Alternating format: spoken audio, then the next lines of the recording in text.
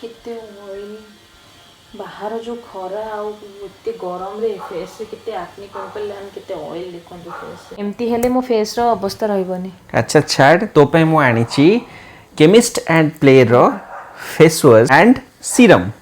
सो ए दीटा तू लगेबु जतबेले तोर ब्लैक स्पॉट सब अछि सब रिमूव हे जो एंड तते गोटे नेचुरल ग्लो दब तते acne free and oil free definitely रहिबो।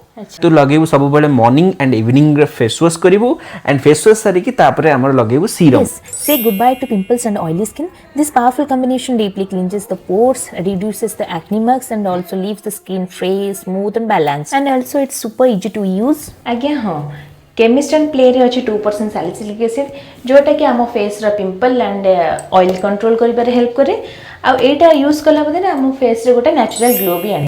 दिन को 2 टाइम्स ये फेस वॉश को यूज करंतु जोटा कि आपन को फेस को डीपली क्लीन करी एक्सेस ऑयल रिमूव करिबारे हेल्प करे एवं फेस वॉश पर ए सीरम टे को यूज करंतु जोटा कि लाइट वेट हेतिबारु इजीली स्किन रे एब्जॉर्ब हे जाय एंड सबुटो इंपोर्टेंट कथा हला आपन को यार रिजल्ट जानिबा कले रेगुलर यूज करंतु। प्रोडक्ट लिंक टे मु टैग कर देछि जदि आपन मन दरकार आपन जे ऑर्डर करंतु।